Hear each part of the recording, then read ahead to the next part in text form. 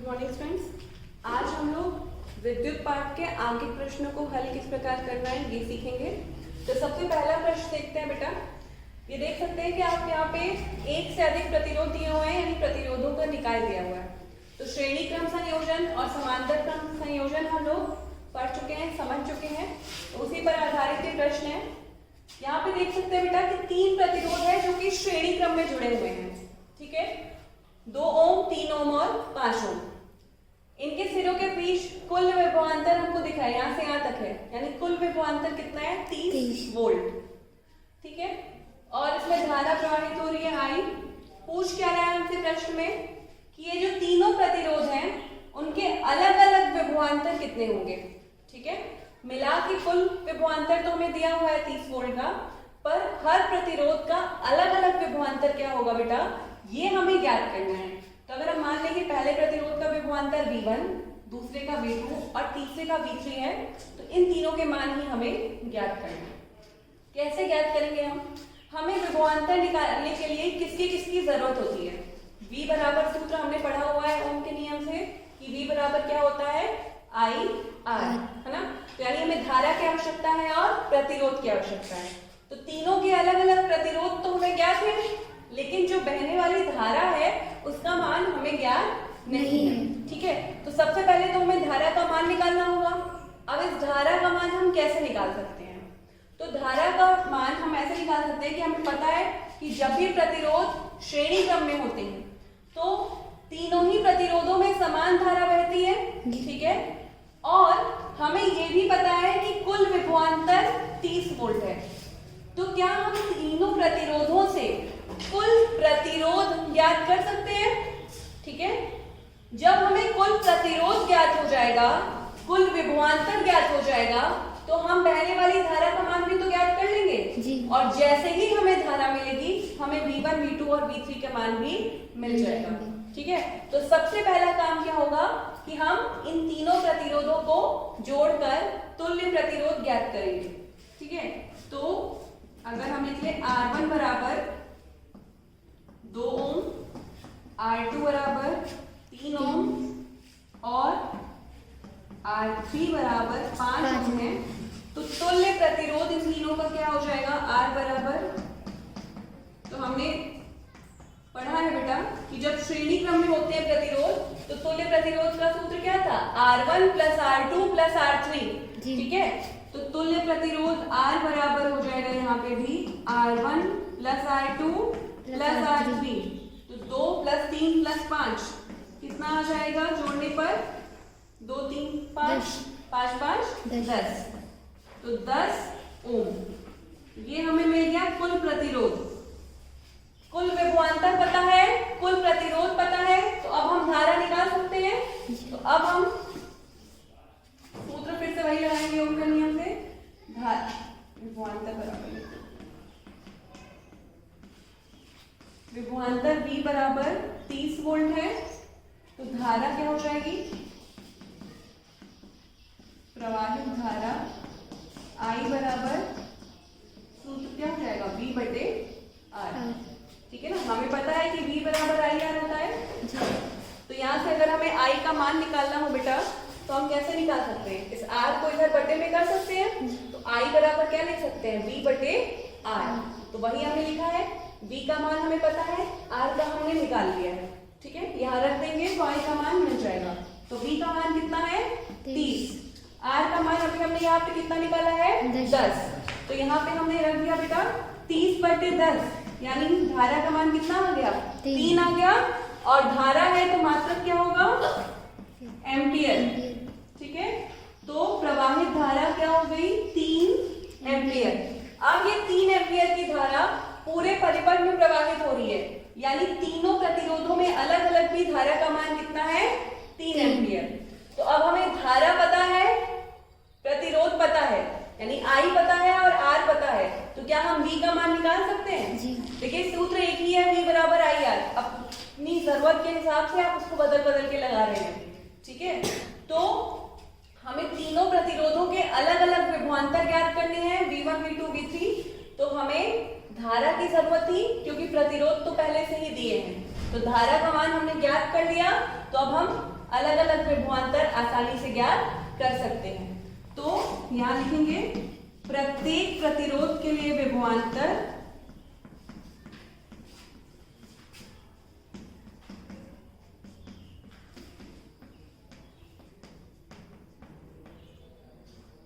तो V1 बराबर सबसे पहले वाले प्रतिरोध का सूत्र क्या हो जाएगा, IR1, क्योंकि धारा तीनों में सेम है इसलिए I लिखी जाएगी और प्रतिरोध और विभवांतर अलग अलग होते हैं इसलिए उसमें नंबर लगा दिया गया है। तो V1 का मान निकालना है, धारा का भी हमें निकालना है मान बेटा कितना, 3 एम्पियर, और R1 का मान हमें कितना दिया है, 2 ओम। ठीक है, तो हम यहाँ मात्रक नहीं लिख रहे हैं अभी। 3 गुणे 2 तो कितना हो गया मान, 6, और V तो विभवांतर को भी V से दिखाते हैं और उसका मात्रक जो है वोल्ट उसको भी V से दिखाते हैं, तो कंफ्यूज नहीं होना है। तो जैसे ये पहले के लिए हो गया वैसे ही हम दूसरे के लिए V2 बराबर क्या निकाल लेंगे, IR2। तो I का मान फिर से क्या हो जाएगा बेटा, 3, और R2 का मान 3 ओम। तो 3 गुणे 3 यानी कितना आ गया, 9 वोल्ट। तो V2 का मान भी मिल गया। इसी तरह से हम यहाँ पे लिख दे रहे हैं V3 का मान यानी IR3, तो 3 गुणे R3 का मान कितना है बेटा, 5, तो 3 पंजे कितना हो गया, 15। तो तीनों प्रतिरोध के लिए अलग अलग विभवांतर हमें मिल गया, 6, 9 और 15। और आप जोड़ के देख लीजिए, जब आप 6, 9 और 15 को जोड़ेंगे बेटा तो कितना मिल जाएगा हमें, 30 मिलेगा। 9, 6, 15, 15, 15, 30, और कुल विभवांतर का मान भी क्या दिया था, 30। तो जब हम V1, V2, V3 को जोड़ते हैं तो V के बराबर होता है, यानी कुल विभवांतर के बराबर होता है। तो यहाँ पे हमें टोटल यानी कुल विभवांतर दिया था, अलग अलग ज्ञात करना था, तो हमने अलग अलग ज्ञात कर लिया। ठीक है, तो इस प्रकार ये प्रश्न हल हो गया। Thank you. तो बेटा अब हम अपना अगला अंकित प्रश्न हल करेंगे। तो प्रश्न में देखा है यहाँ पे एक विद्युत परिपथ दिया हुआ है और 2 प्रतिरोध है 10 ओम और 20 ओम के, जो कि समांतर श्रेणी में नहीं बल्कि श्रेणी क्रम में जुड़े हुए हैं। ठीक है, यहाँ पे हमें दिख रहा है कि जो कुल विभवांतर है वो कितना है, 15 वोल्ट। तो पूछ क्या रहा है हमसे, प्रवाहित धारा का मान। तो इसके पिछले क्वेश्चन में भी हमने I यानी धारा का मान निकाला था, ठीक वैसे ही हम यहाँ पे भी निकालेंगे बेटा। और साथ में हमसे V1 यानी 10 ओम के प्रतिरोध में कितना विभवांतर है इसका मान भी पूछ रहा है। तो हम सबसे पहले धारा का मान ज्ञात करेंगे, और धारा का मान ज्ञात करने के लिए क्या करना होगा, हमें V चाहिए और R चाहिए। तो V यानी विभवांतर तो हमें ज्ञात है, लेकिन R यानी कुल प्रतिरोध हमें ज्ञात नहीं है। तो सबसे पहले हम कुल प्रतिरोध ज्ञात करेंगे और उसके बाद सूत्र में रखकर धारा का मान निकाल लेंगे। तो कुल प्रतिरोध के लिए बेटा देख सकता है कि श्रेणी क्रम में है ना, तो श्रेणी क्रम के लिए सूत्र क्या हो जाएगा, R1 प्लस R2। ठीक, तो हम इसको लिख ले रहे हैं कि यदि R1 जो है वो 10 ओम और R2 जो है वो 20 ओम है, तो तुल्य प्रतिरोध R बराबर क्या हो जाएगा,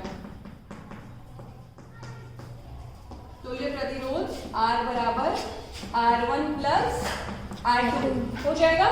ठीक है, तो R1 का मान है बेटा 10 और R2 का मान कितना है, 20। तो 10 में 20 जोड़ देंगे तो कितना मिल जाएगा, 30 मिल जाएगा। तो यानी तुल्य प्रतिरोध या कुल प्रतिरोध हमें क्या मिल गया इसके लिए, 30 ओम। तो अब हमें कुल प्रतिरोध मिल गया और विभवांतर हमें दिया हुआ है,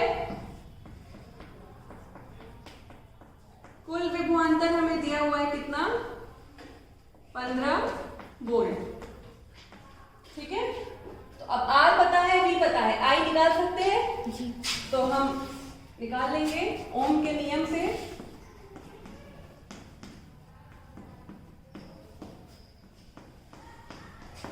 I बराबर क्या हो जाएगा बेटा सूत्र, V बटा R। अभी हमने पिछले प्रश्न में भी इस्तेमाल किया था।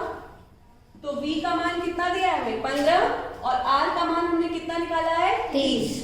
तो हम याद रख दिए 15/30। तो जब हल करेंगे 15/30 को कितना आ जाएगा, 1/2।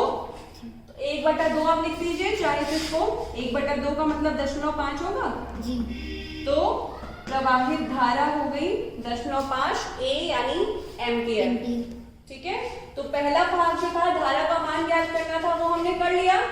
अब बोल रहा है कि जो ये 10 ओम वाला प्रतिरोध है उसके लिए विभवांतर का मान ज्ञात कीजिए। तो पिछली बार तो हम सभी प्रतिरोधों के लिए ज्ञात किए थे, तो यहाँ पे केवल 10 ओम के लिए ज्ञात करना है। तो यहाँ पे अब हमें धारा पता है, प्रतिरोध पता है, तो हम विभवांतर निकाल सकते हैं। ठीक है, तो V1 बराबर क्या हो जाएगा IR1। I का मान हमने कितना निकाला है बेटा 10.5 और R1 का मान कितना है 10। ठीक है, तो 10.5 गुणे 10 यानी कितना मान आ जाएगा 5 आ जाएगा 5.0। बात समझ में आई? ठीक है, तो सबसे पहले हमें धारा का मान निकालने को बोला था, तो हमें कुल प्रतिरोध निकालना पड़ा, उसके बाद हम धारा का मान निकाल लिए। उसके साथ ही हमें कहा है कि पहले प्रतिरोध के लिए विभवांतर निकालिए। तो हमें धारा पता है क्योंकि हमने ज्ञात की है, प्रतिरोध हमें दिया हुआ है प्रश्न में, हमने गुणा कर दिया, तो पहले प्रतिरोध के लिए विभवांतर मिल गया। इसी तरह अगर दूसरे प्रतिरोध के लिए विभवांतर पूछता तो क्या करते, 20 में हम 10.5 का गुणा करते थे। ठीक है, तो ये प्रश्न भी इस तरह से हल हो गया। तो यहाँ पे देखेंगे सब लोग, विद्युत परिपथ का चित्र दिया हुआ है और यहाँ पे देखिए 2 ओम और 2 ओम जो है वो श्रेणी क्रम में है। ठीक है, लेकिन ये 4 ओम वाला एक प्रतिरोध है तो इसके समांतर क्रम में है। ठीक है, तो हमें पूछ क्या रहा है प्रश्न में कि तुल्य प्रतिरोध इसका, कुल प्रतिरोध इसका ज्ञात कीजिए। तो हम कैसे करेंगे, सबसे पहले हमें दिख रहा है कि ये 2 ओम और 2 ओम जो है वो श्रेणी क्रम में है, तो हम इन दोनों को जोड़ देंगे तो हमें एक इन दोनों का तुल्य प्रतिरोध मिल जाएगा। उसके बाद वो प्रतिरोध और ये दोनों समांतर क्रम में है, तो हम उन दोनों में समांतर क्रम वाला सूत्र लगा देंगे तो हमें पूरे परिपथ का तुल्य प्रतिरोध मिल जाएगा। तो देखिए सबसे पहले 2 ओम और 2 ओम श्रेणी क्रम में है,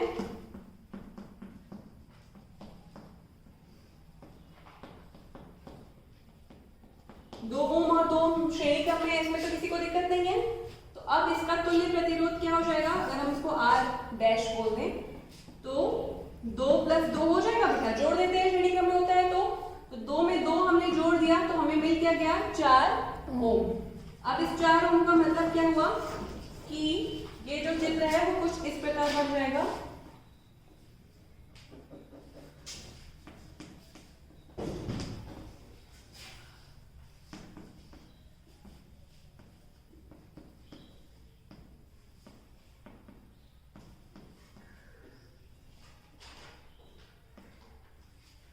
देखिए पहले यहाँ 2 ओम और 2 ओम था, लेकिन ये श्रेणी क्रम में था, इसका तुल्य प्रतिरोध हमने कितना निकाला जोड़कर 4 ओम। यानी इन दोनों की जगह हम क्या लिख सकते हैं, एक प्रतिरोध लिख सकते हैं 4 ओम का। यही तो मतलब हुआ। ठीक है, तो अब ये इसमें बदल गया, अब ये 4 ओम और 4 ओम आपको दिख रहा है कि समांतर क्रम में है, तो अब इन दोनों में समांतर क्रम वाला सूत्र लगा देंगे। तो 4 ओम और 4 ओम समांतर क्रम में है या पार्श्व क्रम में है, तो इसलिए तुल्य प्रतिरोध क्या हो जाएगा, तुल्य प्रतिरोध समांतर क्रम के लिए क्या सूत्र होता है बेटा, तुल्य प्रतिरोध R हमें निकालना है, लेकिन सूत्र क्या होता है 1/R बराबर 1/R1 + 1/R2 ऐसे लिखते हैं। तो यहाँ R1 R2 क्या है 4 और 4, तो 1/4 + 1/4। अब इसको जब हम हल करेंगे तो ध्यान से देखेंगे, तो 4 और 4 है, हर समान है। ठीक है, तो मिल जाएगा 1 + 1/4। तो जोड़ देंगे 1 + 1 कितना आ जाएगा बेटा 2/4, और 2/4 को जब हम हल करते हैं तो हमें क्या मिल जाएगा 1/2। तो अब ध्यान देने वाली बात ये है कि 1/R का मान 1/2 है, लेकिन हमें मान 1/R का मान नहीं निकालना है बल्कि R का निकालना है।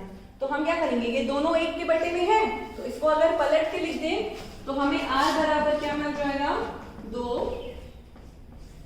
ओम। यही तो मिलेगा जी। अगर 1/R बराबर 1/2 है तो R बराबर 2 लिख सकते हैं। ठीक है, जैसे अगर मान लीजिए मिलता हमें यहाँ 3/2, ठीक है, तो हम r का मान क्या लिख देते हैं 2/3। तो इसको पलट के लिखिए, जब 2/1 तो बटे में 1 हो तो लिखे ना लिखे फर्क नहीं पड़ता। तो 2/1 को हम क्या लिख सकते हैं 2 ओम। तो ये हमें क्या मिल गया, इस पूरे परिपथ का तुल्य प्रतिरोध।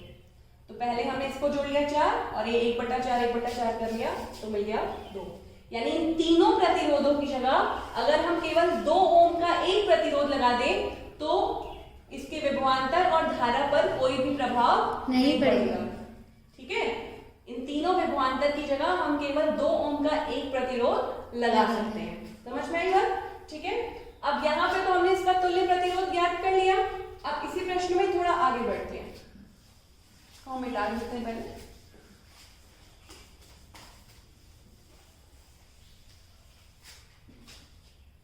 तो तुल्य प्रतिरोध पूछा था और तुल्य प्रतिरोध हमने पूरा निकाल लिया 2 ओम।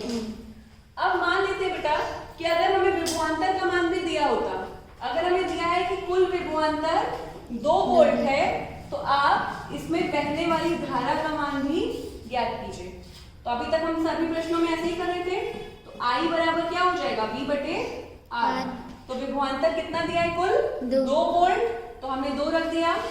तुल्य प्रतिरोध अभी हमने निकाला हल करके बेटा कितना 2 ओम, तो इसका मान भी 2 हो जाएगा। तो यानी 2/2, तो धारा का मान कितना आ गया 1 एम्पियर आ गया। ठीक है ना, आ जाएगा ना 2/2 यानी 1 ए यानी एम्पियर, तो धारा का मान भी मिल गया। अब अगर इसी में हमसे पूछता कि 4 ओम में विभवांतर क्या होगा अलग से बताइए, तो हम क्या करते V1 बराबर IR1 करते। तो I का मान हमने ज्ञात कर लिया, 1 × 4 यानी 4 वोल्ट का विभवांतर हो गया। अगर बोलता कि इस 2 ओम के लिए अलग से विभवांतर बताइए, जैसा अभी तक के प्रश्नों में कर रहा था, तो हम क्या करते, इस I में R का गुणा कर देंगे तो V का मान हमें मिल जाएगा। ठीक है, बात समझ में आ रही है ना। ये जो 2 वोल्ट है ये पूरे के लिए है। अगर अलग अलग ज्ञात करना है तो आपको इस धारा के मान में प्रतिरोध का गुणा कर देना है। जिस प्रतिरोध के लिए विभवांतर का मान पूछा है उसी विभवांतर का मान ज्ञात करने के लिए उसी प्रतिरोध में धारा का गुणा कर देना है। तो अगर 4 के लिए पूछा है तो 1 × 4, 2 के लिए पूछा है तो 1 × 2। ठीक है, तो सब में हमने वही किया है लगभग। हमने तुल्य प्रतिरोध निकाला है, विभवांतर का मान हमें दिया हुआ है कुल, तो हमने इन दोनों की सहायता से धारा का मान निकाल लिया। उसके बाद अगर अलग अलग विभवांतर पूछता है तो भी हम धारा में प्रतिरोध का गुणा कर देंगे तो विभवांतर V का मान हमें मिल जाएगा। ठीक है, तो अगर आपका कॉन्सेप्ट क्लियर है तो इन प्रश्नों को हल करने में कोई भी दिक्कत नहीं होगी।